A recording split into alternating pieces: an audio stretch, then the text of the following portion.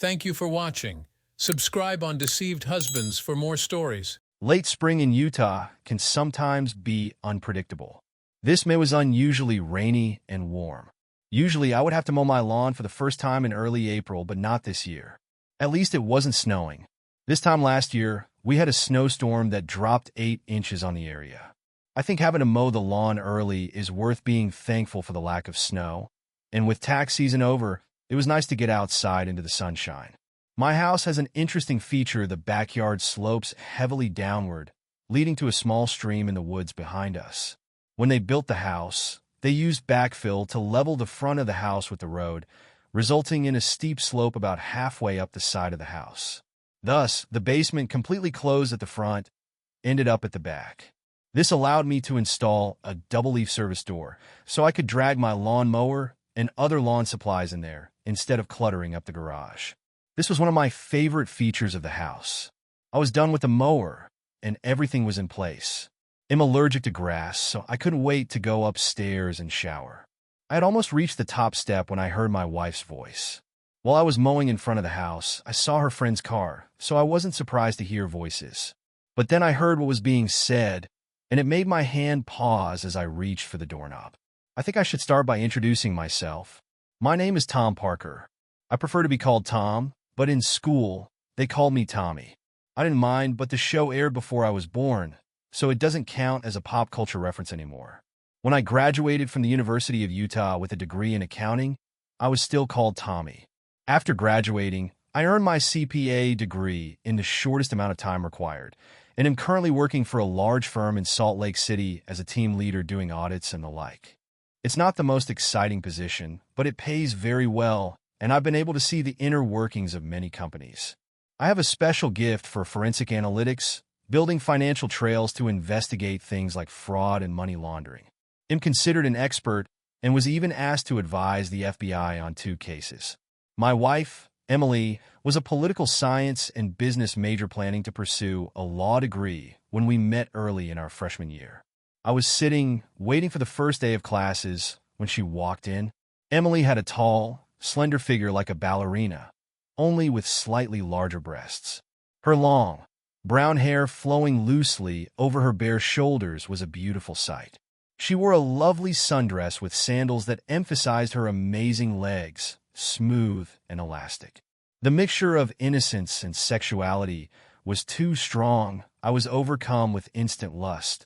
Unfortunately, Emily wasn't sitting next to me, and she was not assigned to my group project.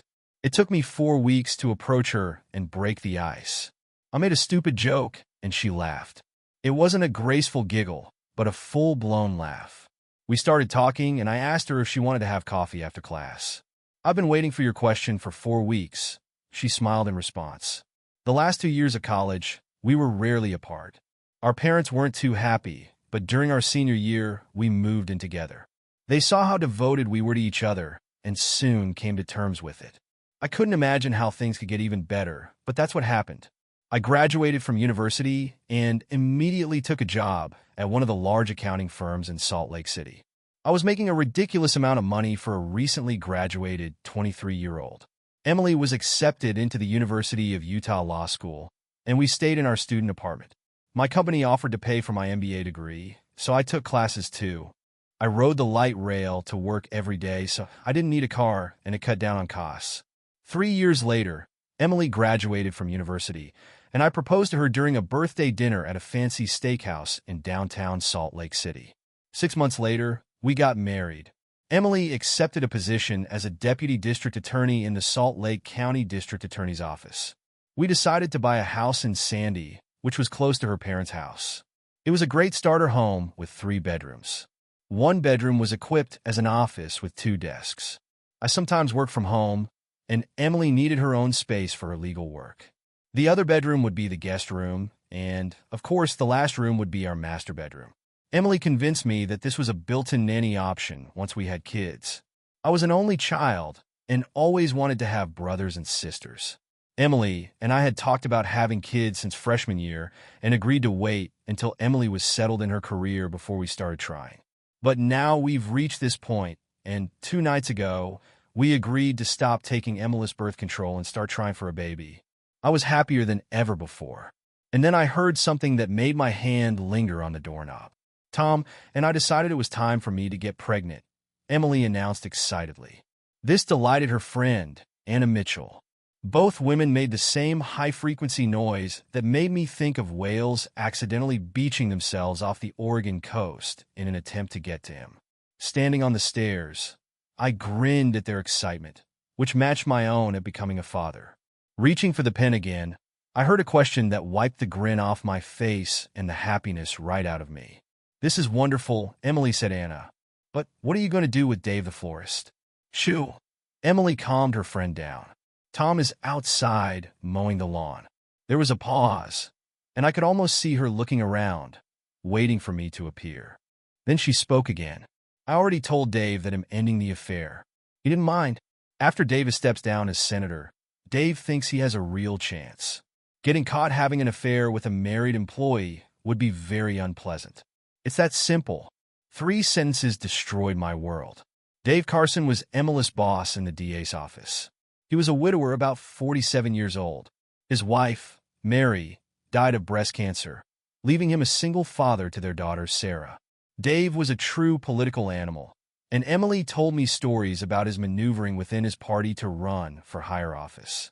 Looks like I just found out how my wife got access to all this secret information. "Is it true?" Anna said just cold turkey.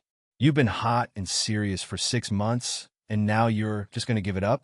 The teasing doubt in her voice made me want to rip Anna's head off. She was a classmate at Utah State, and I knew her before Emily. I knew Emily and Anna were best friends now, but I always thought she was still my friend. Looks like I was wrong about this. Stop it," Emily protested, giggling. "You're so bad. Dave is a great lover, but he was just rough to play with. I love Tom, but Dave just took me and used me the way he wanted. There was no love, only rough sex and power. Now that Tom and I are going to have a baby, I don't want to take any chances. I love Tom and will be a good and faithful mother. How many more cliches are we going to have here?" I asked myself. All I still need to be completely happy is to come home, find an unfamiliar car in the driveway, and discover that they are having an affair in my bed. I wanted to run into the room and scream, destroy the room, but my muscles were paralyzed. I was so stunned that I couldn't move. My heart was beating in my ears. "So, cold turkey?"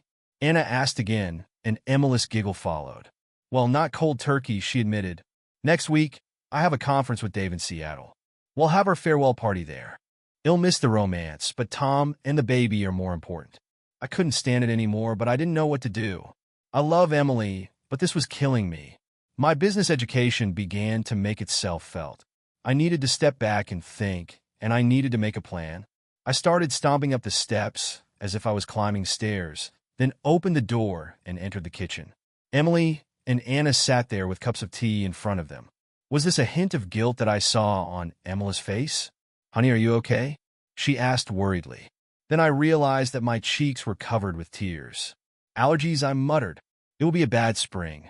"Well, go upstairs and take a shower. Just throw these clothes near the bathroom, and he'll wash them right away so they don't mess up your closet. Last week, I bought you a new package of Claritin D, which is in the medicine cabinet." "Thank you," I managed to say, heading towards the stairs. I needed time to think. The next morning was Thursday, and I used the excuse of an early meeting to get up and out of the house before Emily got out of bed. The night before, I used my allergies as an excuse to go to bed early because my emotions were on edge. Sitting on the train, I thought again about what I had heard. On one hand, my wife was unfaithful, but it all ended purely in a physical sense to stay with me and give birth to my child. Some would say that I should leave things as they are and be happy that my wife is returning to the marriage with plans to be a good wife and mother. However, there was a voice in my head that said if she did it once, what would stop her from doing it again in the future? 10 years from now, when the kids go to school, will she have another just for fun affair? Then divorce with children, where Emily will most likely get the children, and I will get a big bill for child support? As an accountant and business analyst, I thought in terms of risk and reward. I found myself doing the same thing here. It got to the point where my trust in my wife was completely destroyed. The just physical excuse misses what is truly important in such cases. This is a complete lack of respect for your partner. The cheater knows that what they're doing is wrong and that they are hurting the other person otherwise. They would have done it openly, and I would have known about it from the very beginning. Don't get me wrong, I don't think I would ever come to terms with her sleeping with Dave, but at least if she talked to me about it, there would be some respect shown. Emily's action showed me how much she truly respects me. I was working, but part of my brain was focused on what I should be doing. I had no evidence other than the overheard conversation. I didn't even notice anything different during the last 6 months, during which this affair apparently continued. Direct confrontation without evidence would be high risk with little chance of reward. Emily would deny it, and Dave Carson would deny it. Taking any case through the courts would have been financial suicide, since every judge, politician, and lawyer in the surrounding counties knew Carson. I would have been buried to keep his name clear. I thought about just leaving and starting over somewhere else. It was tempting, but the house would be like an anchor around my neck. Emily couldn't afford it on her salary alone, and we had almost no equity. She would have to sell it almost immediately to avoid foreclosure. And in today's market, that was unlikely. It would ruin both my credit reputation and hers. Being a CPA with a bad credit history is not the best decision when looking for a new position. How can anyone trust you with other people's money if you clearly don't know how to handle your own? I needed proof before I could do anything. I would have had none if it hadn't come from the most unlikely source. 3 days later, I kept myself under control, but still had not found any evidence to support what I had heard. Her personal laptop was clean, no secret email accounts were discovered, no sexy lingerie hidden in a box in the back of the closet, no receipts from places she shouldn't have gone, absolutely nothing. Then Emily called me at work and said we were invited to a political announcement party at Dave Carson's house on Friday night. I assumed this would be his big announcement of his candidacy for a seat in the U.S. Senate. I had thought of a big reveal, but I still had no proof. Damn it. We arrived just in time for the big event. Carson had a large mansion near Provo with a small horse farm in the backyard. A large tent was erected for all the guests. And when we walked in, there stood the bastard himself, Dave Carson, at the head of the reception line like he was a king. As a widower, Carson did not have a wife to play hostess, but he clearly recruited his 23-year-old daughter for the role. She stood next to her father, greeting guests as if she had been born to do so. When it was our turn, Carson smiled broadly at Emily and exclaimed, "Emily, you did it. How wonderful." He kissed my wife chastely on the cheek. Then he turned to me. "Tom, I'm glad to see you again. I would be lost without your wife, but as I understand it, I will soon have to give her up when you start expanding your family." He laughed at his own joke. "Just let me take her when you're done with her, and there won't be any hard feelings." Laughter again.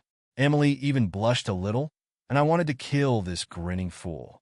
I understood his hint, which apparently, in his opinion, went over my head. "Who knows what the future will bring?" I said in a flat, neutral tone, not hostile, but by no means friendly. I reported the audit results in the same way.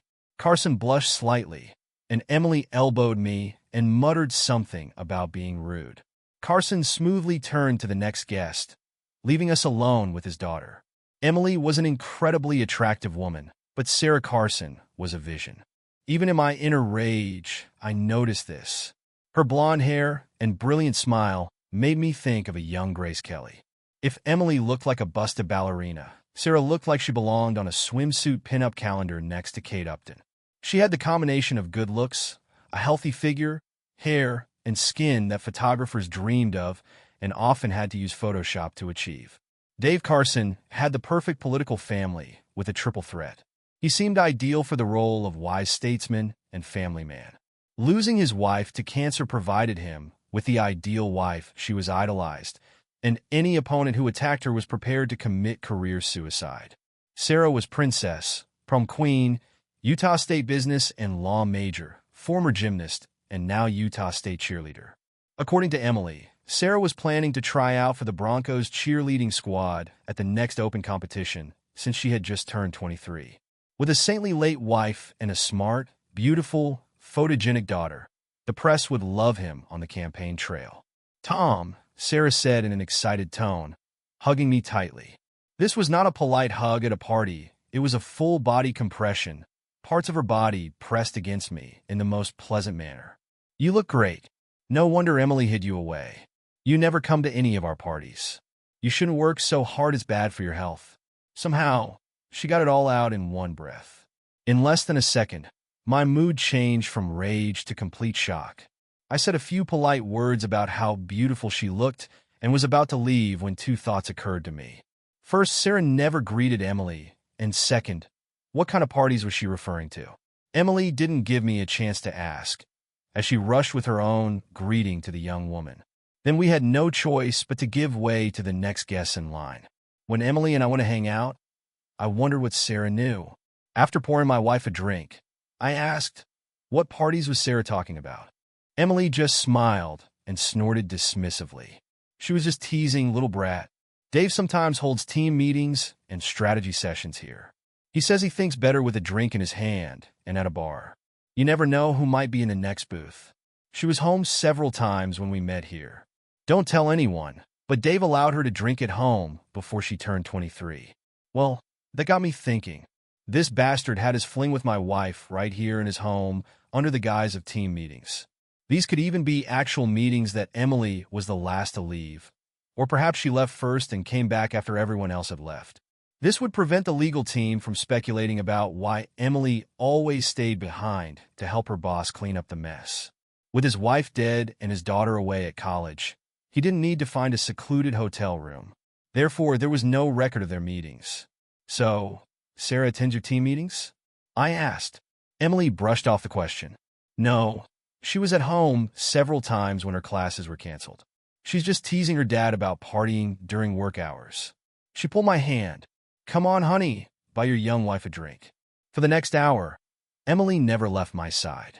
We talked to a few of her coworkers, and several people brought up our plans to have a baby and how sad they would be to lose Emily for a while, but how happy they were for us. To be honest, I was a little embarrassed. Why did all these people know about our plans? An hour later, Dave Carson called everyone to attention. His daughter stood smiling next to him. He started by thanking everyone for coming and then began by announcing his big campaign. Everyone expected this, but they were still excited. I noticed the local newspaper publisher with one of his reporters nearby, taking notes. I had no doubt that there would be a big article about this in tomorrow's newspaper. I won't bore you with the rest of the party details. It would have been a pleasant time if my heart hadn't been shattered and my brain hadn't been working on overdrive thinking about how to prove it all. About an hour and a half after the grand announcement, Margaret Williams, the first assistant district attorney, came in and said that Dave wanted to meet with his staff. While Dave was an elected official, Margaret was a senior manager who essentially ran the office. Prosecutors might come and go every 4 years, but Margaret was a constant. She was a very tough woman, but at the same time very respected for her honesty and integrity in the legal community. The older woman lawyer was the main reason Emily took the position. I really liked her. Margaret had been married for over 30 years to an electrician who had put her through college and now owned a large electrical contracting company. The two were devoted to each other. I always thought of them as role models for Emily and me. Sorry for stealing your wife, Tom, Margaret offered. Dave wants to discuss the organization of the office when he starts campaigning. A moment later, they both left. I walked away from the small gathering of other spouses remaining at the meeting and headed to the other side of the large pool located across from the patio where the party was taking place. There was a wicker swing chair hanging on chains. It was in the shadows so people could see me if they looked, but I wouldn't be conspicuous. In other words, it was the perfect place for me to try to collect my thoughts. Not having sat there for even 5 minutes, a voice invaded my solitude. So this is where you're hiding, the voice purred. I looked up as Sarah slid into the wicker swing next to me. She positioned herself so that she was sitting facing me. Without saying a word, her little black dress sat on her tanned hips so that it hugged her body, hinting at what lay underneath without revealing anything. Seductive and innocent at the same time. It speaks volumes about my state of mind that I noted this almost academically. You look like a person who has the weight of the world on his shoulders, she commented. I didn't really want to talk about this with my wife's lover's daughter, no matter how sexy she was. We were very busy in the office. There are a lot of audits going on, I said in the conversation. Is it true? Sarah asked interestedly. I just finished my last accounting course at university. We taught several classes about the use of forensic accounting in law enforcement. I thought it was very exciting. Even in my grief, this surprised me. Is it true? I asked incredulously. Well, it's not sexy or anything, but it really is a detective's job to gather all the right pieces of information from a ton of other facts and put them together to get a clear picture. Plus, since some people try to hide this information, it becomes even more difficult. Most people don't think so, I admitted. Sarah began to talk in detail about what she had learned in the class and why she enjoyed it so much. I must say that I was impressed. I've had people finishing their internships at firms who couldn't speak so well on this topic. Focusing on her words really helped me push aside both her appearance and, more importantly, the anger that was simmering deep inside me. I felt immersed in the role of mentor. This helped me push the emotional turmoil a little into the background. You really like the course, I remarked. It looks like you have mastered the topic very well. Sarah blushed at my praise. For a moment, the pin-up girl disappeared, and I saw a sweet girl genuinely touched by my simple praise.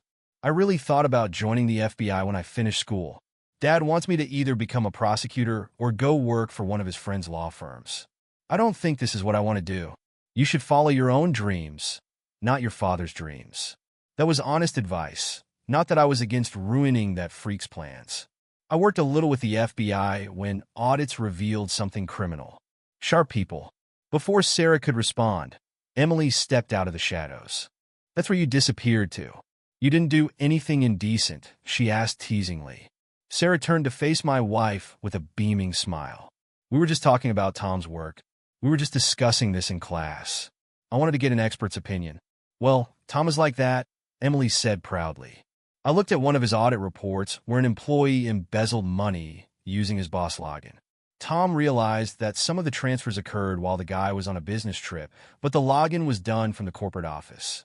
Most of us would have stopped when the boss was identified. Tom continued to dig. I could have gotten a conviction against this employee the first day out of law school. Tom left prosecutors with nothing to do in the case. Emily looked at me with pride on her face as she told this little story. This confused the hell out of me. How could she be proud of me and claim to love me while she was in a 6-month relationship with her damn boss? A hint of confusion must have crossed my face because Emily asked, "What happened, dear?" Nothing, I answered. I was just thinking about the problem. Well, stop it. It's a party, Emily said, admonishing. She barely caught her breath and said, "Tom, you will never be able to guess what opportunity one was given. Dave and Margaret want me to do some admin work as I plan to go on maternity leave as soon as your job is done. This way, when I leave, there will be no more hanging items. I will work directly for Margaret." Something in my heart skipped a beat at the thought of Emily being away from that bastard Dave. A second later, my hopes were dashed. "I'll have to travel sometimes," Emily continued. "I'll be delivering important papers to Dave during the campaign, so I won't be involved in his campaign, but he'll get to see some of the behind-the-scenes action. This will be so much fun." I felt my heart shatter again. I know I heard Emily say she plans to end the affair, so we can have a baby, but I can easily imagine her being unfaithful again in anticipation of being on the campaign trail. And if she gets pregnant, who's to say it will be my child? Dave is approximately my size and color. Without a DNA test, this would be very difficult to determine. My rage began to rise, but I suppressed it. Now was not the time. Sarah began talking to Emily about her new position and the campaign. They soon became engrossed in conversation, and I was forgotten. I took this opportunity to pull myself together. After tonight, I'll start planning. I needed to somehow counteract Dave's political power, but to be honest, I had no idea how to do it. 2 days later, the answer came to my office. "Your meeting for 2 is already here," my administrator called through the open door. I looked at my Outlook calendar and didn't see anything booked. Before I could answer, she came in, Sarah Carson. "Hey, Tom," she greeted as she entered. Her long blonde hair flowed over her shoulders. She wore a light sundress that showed off her gorgeous legs and strappy sandals that hugged her legs almost to her knees. Her breasts were modestly covered with no cleavage, but the material pressed against her chest in a suggestive manner. 2 thin straps held up the dress, leaving her arms bare. I was speechless as I watched her enter. "I hope you don't mind," Sarah began. She closed my office door behind her. "I told Mary that we had a meeting to discuss my career and how Emily was working for my father. I politely rose from my chair. "I'm glad to see you. Just working on some reports." I motioned for her to take one of the chairs in front of my table. After she sat down, I sat down too. "What did you want to talk about?" The happy expression suddenly disappeared from Sarah's face. "I think you know Tom. I saw it in your face when you talked to my father. I'm really sorry that he's ruining such a good guy." I was stunned. This was not what I expected.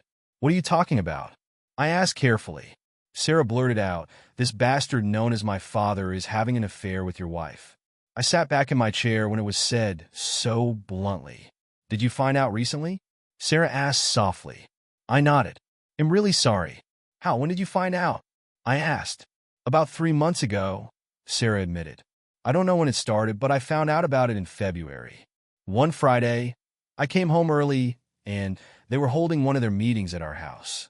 I was having a late lunch with a school friend, and I popped in to drop off my things, say hello, and leave. Dad asked when I would be home, and I answered that it would be after dinner. It turned out that my friend got sick and couldn't come. I had a snack and went home. There, I saw Dad and Emily having their Aussie kiss in our jacuzzi. I took photos and even filmed them running naked into the house. There was a full foot of snow on the ground.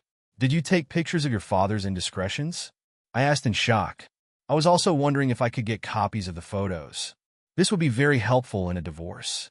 As if reading my thoughts, Sarah reached into her bag, pulled out a large envelope, and placed it on my desk. "Here are photographs from that day, and several others." She paused and grinned. "Dad installed a security system in the house. The entire exterior is covered, and several interior rooms have cameras. If you know the site and have the key fob and password, you can access it from almost anywhere. There is a flash drive with video recordings." I was shocked by this. Dave's daughter conveyed to me everything that could be needed to divorce and destroy her father. "Why?" I asked. The sad expression on Sarah's face turned into anger. "Because he was a bastard," she said quietly. "I hate him more than you ever could." I didn't say anything but waited. After a moment, she spoke. "Dad met Mom when she was a college student. He was an aspiring lawyer assigned to the sex crimes unit in Salt Lake City. Mom came to study from Ireland. Her family was well off, but died in the Londonderry bombing. She came here to get away from the turmoil." Her voice took on a soft note that she probably picked up from her mother. "Mom was dating some loser who hit her so hard she ended up in intensive care. Dad was entrusted with her case. They met, the loser went to jail, and a year later they got married. My father was always ambitious. He got a smart, beautiful woman with an exotic accent. Mom got a strong man who would protect her. I appeared a few years later. Dad wanted me to do gymnastics. He thought a daughter competing in the Olympics would do wonders for his political career. Do you know how the careers of most gymnasts end?" Shaking my head, I replied I never thought about it. Sarah smiled. "They call it the three spubs, butts and boys. I got the first two." Dad shifted gears and told me to do cheerleading and be an all-American girl. I didn't mind, I loved performing. But by the age of 16, I realized I was just a prop for my father's ambitions. Mom knew about his affairs almost from the very beginning. He had them almost from the moment they got married. Mom knew and begged him to stop, but she was too weak to do anything about it. She felt trapped. She was a committed Catholic, so divorce was out of the question. Sarah paused for a moment, and I let her collect her thoughts. After a moment, she continued, "Sometimes I wonder if her poor reaction to cancer treatment was a result of her unconsciously wanting to die or actively sabotaging her treatment. Anyway, I was with her in the hospital when she died. The official story is that my father went to court and won a murder case. He forced the doctor to change the time of death. In fact, he had a little fun with his assistant in her apartment to celebrate. He simply presented my mother as a trophy, and the press loved the story of how they met. A heroic prosecutor saves a beaten woman. Damn that bastard. He himself beat her more than once, and I saw it. Why are you telling me all this?" I was forced to ask. "Because you don't deserve it, Tom. My father is not a very good man. After my mother died, he hid his affairs until I left for college. Then he began to organize meetings in the house. Not just for his work, he also hosts meetings for some of the charity groups he is involved with. I know for sure that he sleeps with 2 other women from these groups. One of the poor women actually thinks this is true love and plans to leave her husband. Is this what Emily is thinking of doing? I asked. I understood what I had heard, but I was still curious. Sarah shook her head. No, she thinks it's just fun. They say that power is the main aphrodisiac. Emily seems to be proof of that. I heard her talking to my dad about some senator they were meeting with. So what do you want? I asked. To her credit, Sarah looked me straight in the eye as she answered. I want you to get out of your marriage with this traitor. I want my father's career to be ruined to the point where he would never be elected dog catcher in a town full of cats. I thought about just sending my material to the newspapers or even to the other party, but he has too many friends.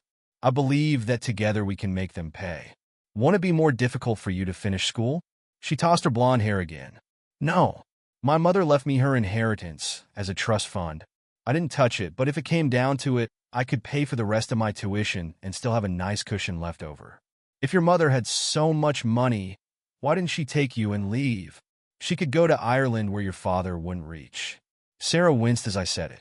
She was raised Irish Catholic. She was taught that divorce was not an option, no matter what happened. My mother held on to her faith until the very end. This is the only thing that makes me think her death was unconscious and not intentional, since they also consider suicide to be the unforgivable sin. I must admit, I could not see anything but the truth in Sarah. She said she wanted to ruin her father's career, and the fact that I had this information did not bode well for his ambitions. I didn't think it could be some kind of trap. If Emily and Dave wanted to destroy me, they could do it openly in court. This mean bastardry was only for those who were desperate, like me. A plan began to form in my head. I needed Sarah's help with a few things. If nothing else, it would show me how dedicated she was to destroying her father. Okay, I agreed, but I don't want to destroy him by publishing these pictures or even naming him in the divorce. Sarah looked at this in surprise. Why not? She demanded. Her face turned red with passion, and she took a breath to begin some speech.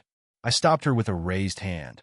I didn't say we wouldn't destroy him, but I don't want to deal with the bad press of a cuckolded husband in a political scandal. Instead, I want to destroy what he has strived for all his life, destroy his power and influence. And I can have a nice, quiet divorce that no one will worry about. Sarah looked at me with shock on her face. A minute later, a sly smile appeared on her face. What do you want from me? I grinned. I'm going to do what I do best. Give me his financial documents, personal, and for his campaign. They took Capone down thanks to tax evasion. Having met your father, I have no doubt that I can find something. And if not, she asked. I smiled. I could do one more thing. For the next 3 days, Sarah and I were busy. She installed a keystroke recorder on her father's personal laptop and home computer. She also took a full backup of his computer's hard drive. We configured their security system to upload records to a cloud space known to me, which was physically located abroad. For my part, I didn't listen to Emily's phone. Thanks to Sarah's evidence, I didn't need anything else. I activated a GPS tracker designed for parents, keeping an eye on their children. Basically, it just used cell towers to determine the location unless I sent a command to activate the GPS. I just didn't want her to find me at home while I was busy with work. I faked a groin injury the day after Sarah first came to see me. This gave me an excuse not to have any physical relationship with my wife. After learning about the number of Dave's partners, I didn't want to take any more risks than I already unknowingly took. Plus, I don't think I could have done it without my anger exploding. By the way, I made an appointment with the doctor to get tested for sexually transmitted diseases. Nothing was detected at first, but some, like HIV, can take months to test positive for antibodies. Emily went to the conference in Seattle for her last day with Dave, annoyed and upset. No wonder she was very excited about the trip. My problem was that somewhere inside I still loved her. I would never be able to trust her again, but that doesn't mean I didn't still love her. But I also couldn't bear the thought of intimacy with her after what I found out. It was Thursday morning, and Emily, her bag packed, was waiting for Dave and the junior lawyer from their office who was traveling with them to the conference. I wonder if the young guy knew he was their cover. So we'll be home Sunday afternoon, Emily said, coming up to me after dropping her bag at the front door. I sat at the table with my back to her and sipped my coffee. She wrapped her arms around me and leaned down until her lips were next to my ear. I hope you feel better so we can start taking care of the baby, she whispered. Her tone would raise the dead. and her scent took me back to more innocent days. I wanted to cry right there, but I managed to restrain myself. "I'll apply ice to help it heal," I assured her. I stroked her hand and kissed her forehead. She moaned. "I wish I didn't have to go. It would be so much better to just stay home with you and be carefree all weekend." "You can always tell Carson that something more important has come up," I said. "It just came out, and by the way," she looked at me. She heard something in my tone. "What's your problem with Dave?" she asked in amazement. "First, you were rude at the party, and now you talk like you hate this person." I forced myself to calm down and shrugged. Honestly, I've seen too many hot-headed jerks like Carson who think they're untouchable and the epitome of power. They're a big fish in a small pond. They sell the illusion of power and force people to buy into it, like that mayor in Georgia last year. A big influential guy embezzled the city's money while sleeping with 3 married women. Now he's serving 10 years in federal prison, and they're all divorced and publicly humiliated. I get the same feeling from Carson. If he gets to Washington, within a week, he'll be seducing clueless interns. But eventually, the wheels of his car will fall off, and when that happens, I wouldn't want a hotel somewhere nearby. Emily looked at me in shock. She had heard me rant about those bastards before, but ID never associated Carson with them. I probably should have kept my mouth shut, but it felt good to let it out. And although the marriage was over, I also felt it was only fair to warn Emily. I still love her even if I would never trust her again. "Tom, that's terrible what you said about Dave," Emily protested. "He is a good person who has done a lot for the people of this district." "He's not like that." I heard an almost pleading tone in her denial. At a time that could not have been predicted, we heard the sound of a car horn outside the house. Dave had arrived. Emily let out a frustrated sigh. She gave me a look that quickly turned into a mixture of regret and fear. "He'll be home in 4 days," Emily said conciliatory. "We could talk about it then, but get ready, love. We have a child to start with." Then she wrapped her arms around me and kissed me passionately. I responded with an equally passionate kiss. "Have a nice week," she breathed. "I love you." "I love you too," I replied. She grabbed her bag and opened the front door. "Bye, dear," she called over her shoulder. "Goodbye, Emily," I said, then closed the door. 30 minutes later, I left by train for the city. Sarah and I had an appointment with the FBI. It turned out that I did not need to prepare any evidence. I would rate Dave Carson's embezzlement skills as moderately smart. Sarah and I met at her off-campus apartment to review the documents she had pulled from his computer. Overall, pretty standard methods. I estimate he had about $1.3 million stashed away in an offshore account. At least that's what he transferred to it, but I couldn't be sure it was still there because those records weren't included. Much of this money came from various small donors who wouldn't raise suspicion from the IRS. But why were people from out of state donating to the DA's campaign? I was able to trace some of them to defendants whose cases were dismissed or entered into plea agreements with unusually lenient sentences. It was Sarah who found the biggest bomb. It turned out that she was not the only child. Along the way, Carson knocked up 2 more women. One of them was born 3 years before the death of his wife. His mother was one of his employees at the time. The 3rd child, born 8 months after his wife's death, was born to an 18-year-old volunteer at the hospital where his wife was being treated. Carson gave each woman $3,000 a month in campaign contributions as political research consultants. Sarah almost destroyed her own apartment in anger. That red hair really is a warning. By the time Emily and Dave left, we had already checked everything in Dave's notes. Questions remained, but we did not have enough resources to get the information. So, I wrote down all my findings and set up a meeting with the senior FBI agent I worked with in the Salt Lake City office. Sarah came to tell him the story we had made up. Sarah said that after taking a forensic accounting course, she wanted to look at real documents. She decided to look at her father's notes out of innocent curiosity. When she noticed some strange things, she called me because my wife worked for her father and knew about my experience. Gary, the agent, was a seasoned professional. He knew there was more to it, but we dropped a gift-trapped present in his lap, so he didn't press the issue. A dirty prosecutor in his own backyard, a dirty prosecutor who just launched a campaign for the U.S. Senate. This career-making thing feels like manna from heaven. We caught a taxi to Sarah's apartment since she had a late class, and I walked to the Union Station to catch the train home. I thought about packing my things and leaving when Emily got home. Gary promised to expedite the case to at least subpoena Carson's documents by Wednesday. It is unlikely that much time will pass before word of the investigation becomes known.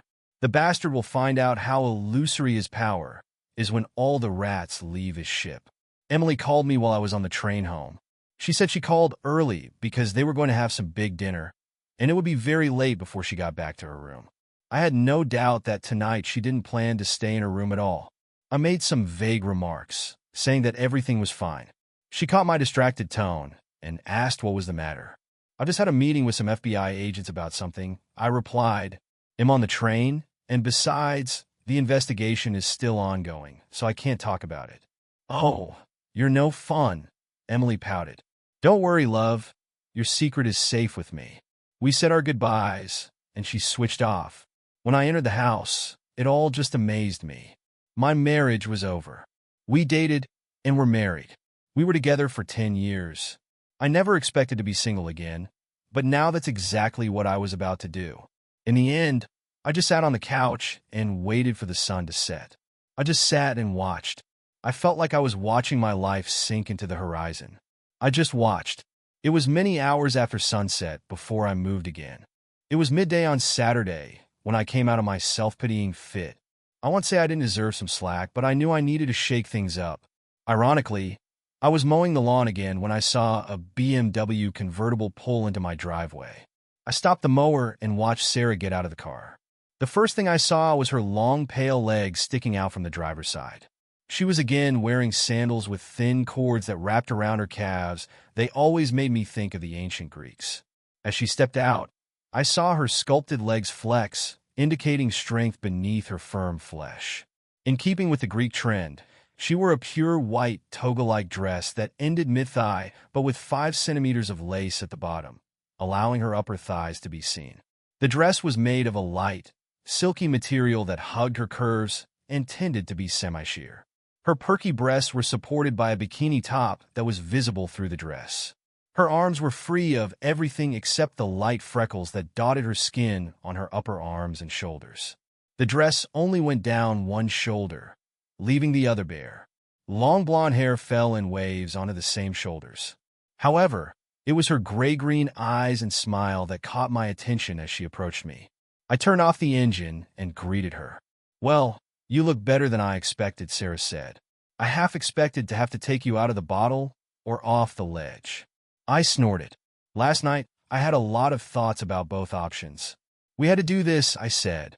Besides, it distracts me. Have you met with a lawyer? She asked.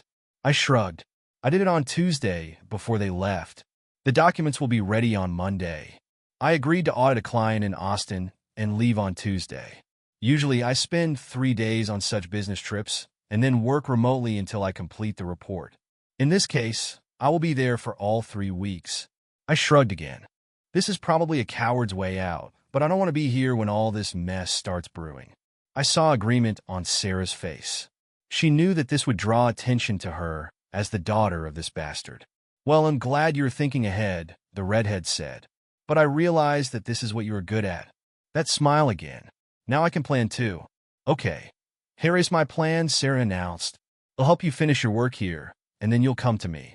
We'll have fun, and you'll even be able to look at me in that swimsuit I promised. Sarah, I'm still married, I protested. And I don't think I'll be ready for anything for a while. You need to let off some steam before you explode, the sexy redhead insisted. Besides, you know the old saying, what's good for the goose is good for the gander. Her gaze was playful, sly, and artless at the same time. I couldn't help but laugh.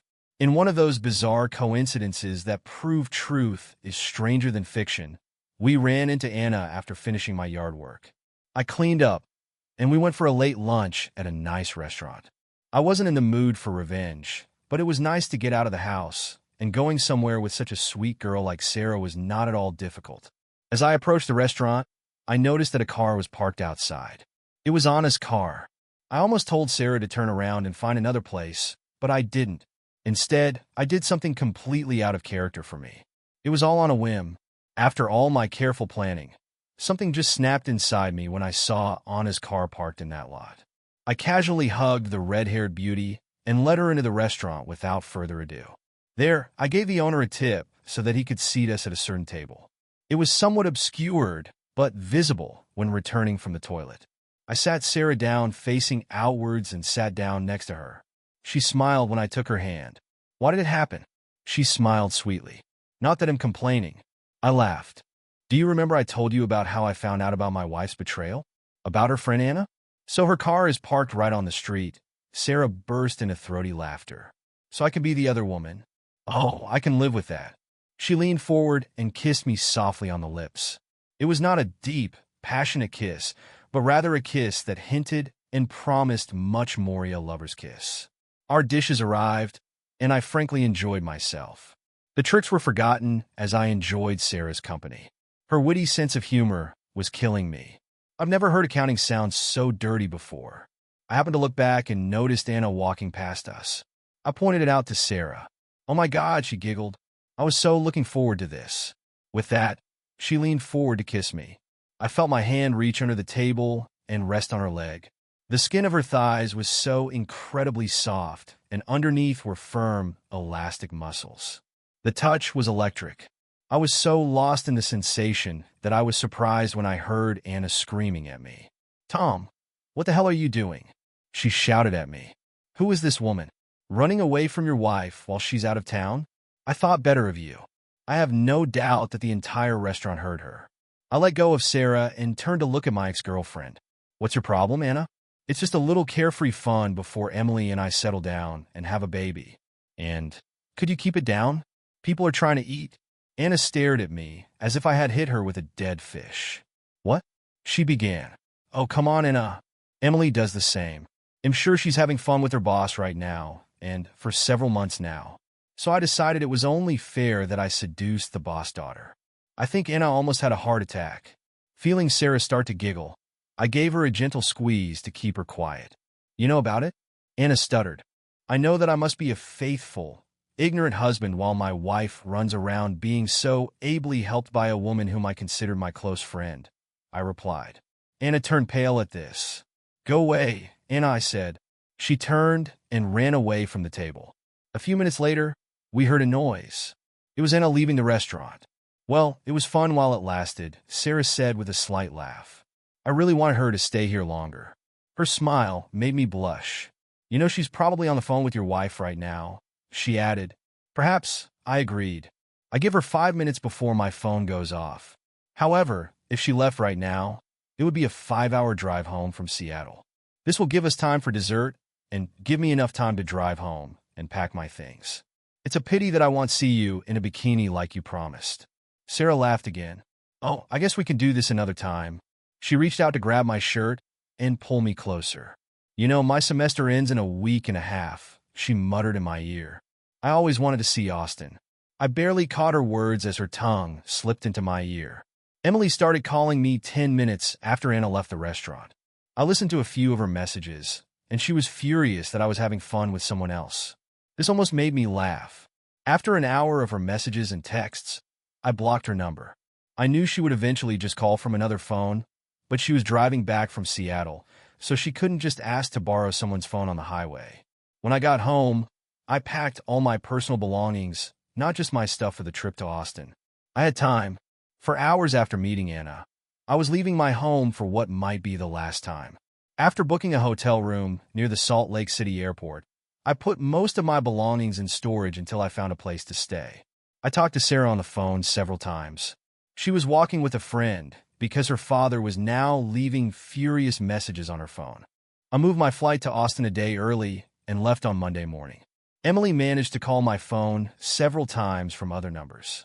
Now it was a tearful rant about how I could do this to her, why I ruined her career, etc. Obviously, Anna's initial screams attracted the attention of many people. Then someone posted a pretty accurate comment on their blog and called Sarah and me gamers. My comment about Emily having fun with Dave was also posted, along with the fact that they were together in Seattle over the weekend. This caused quite a stir in the county's political circles and at the courthouse. For the rest of the week, I avoided most news from Salt Lake City. It wasn't until Friday that I received a letter telling me what was going on in Sandy. Surprisingly, it was a letter from Margaret, the senior manager in the DA's office. The elderly lawyer apologized for everything that happened. She knew that Dave had been seeing two women outside the office, but she knew nothing about Emily's involvement. She also praised me for taking revenge by using the law against the lawyer. It was an eventful week in the Salt Lake County DA's office, Margaret said. Dave was in the office Monday morning, trying to deal with the fallout and denying any inappropriate behavior on his part. "This is just my daughter's rebellion under the influence of her unfaithful husband," was the story he was trying to sell. Then, on Tuesday, Emily was served with divorce papers on the grounds of adultery. The envelope contained photographs, DVDs, and a letter from me. Emily's scream of horror when she read my letter caused Margaret and two other people to run into her office. Emily fell into a chair in shock, and Margaret noticed the photographs that had fallen out onto the table. In my letter to Emily, I told her that I was not having an affair, but hoped that she now had an idea of how I felt about her and this jerk. I told her I couldn't be married to someone I couldn't trust, especially now that I knew she had been unfaithful before. There was little activity at the DA's office Tuesday. The next day, Margaret was in Dave's office for a meeting when four men in suits suddenly walked in. Dave yelled at them for interrupting an important meeting when one of the men told Dave that he was under arrest. She said he was in complete shock when he was handcuffed and taken out of the office. They led him right out the front door of the courthouse and past reporters who had somehow been alerted. "I owe Gary a few beers for this." At the end of her letter, Margaret apologized for allowing them to behave this way in her office. She also asked me to let her know if I needed anything, because I didn't deserve this kind of behavior. I'm sure part of her letter was about damage control, but mostly I think Margaret was the moral and professional person I always took her to be. Now all my plans for a quiet divorce have gone to hell because of my own stupid, impulsive prank with Anna in that restaurant. Salt Lake City news stations quickly learned of Dave's arrest and charges against him. As I told Emily, this story had all the makings of a summer romance sex, betrayal, revenge, and too much anger. The news media loved it, and it was quickly picked up by hungry 24-hour news outlets. I avoided the worst because I was out of town, and they were unable to track me down because I had booked a second hotel room 10 miles away from the one on my work itinerary. However, I checked in there, and reporters were stationed around it, trying to catch me. I saw on TV that they were camped in front of my house. Emily didn't come out, and they only filmed my relatives coming in and out.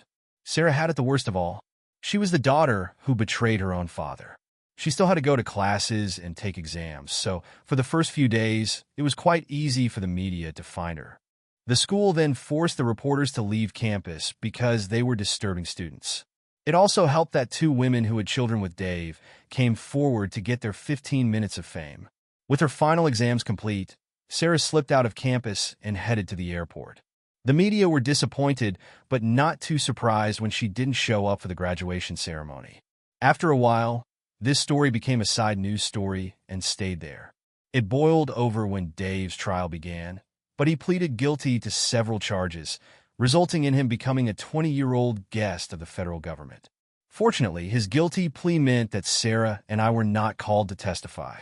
Then the case completely disappeared from their radar, taking Sarah, Emily, and me with it. Oddly enough, after all this publicity, my divorce went quickly and with minimal fuss. Emily signed the papers 4 days after receiving them. I received a letter apologizing for what she did to me and to us. Furious returning from Seattle, she swore that she would never forgive me for betraying her. Finding out that she was, in fact, the only one being unfaithful made her realize how hypocritical she had been. She accepted my offer of a $5,050 split and simply asked that at some point when things weren't so rough, I would agree to meet with her so she could apologize in person. At the end, she said that she would always love me and wish me well. I later learned from her mother that she had quit her job and moved to the Midwest to live with her aunt. Finding Dave did wonders for my career in the press. The FBI gave me full credit for analyzing Dave's tapes since I was hiding from the same press. I was even more thorough in my work in Austin and found not only the embezzler they were looking for, but also a second one about whom, at that time, they had no information. My firm promoted me and put me in charge of the white-collar crime team. And yes, some joker labeled the team Tom's Heroes. But the best part was when they assigned me an assistant, a recent college graduate wishing to gain experience in forensic accounting. I've never enjoyed working late so much, and that bikini looked even better on the floor of my hotel room. Thanks for watching. What would you do if you found out your spouse was unfaithful with their boss? Let us know in the comments below, and don't forget to like, subscribe, and hit the bell for more shocking stories. See you in the next video. Thanks for watching. How would you handle discovering your spouse's betrayal like Tom did? Share your thoughts in the comments below, and don't forget to like, subscribe, and hit the bell for more intense stories. See you in the next video.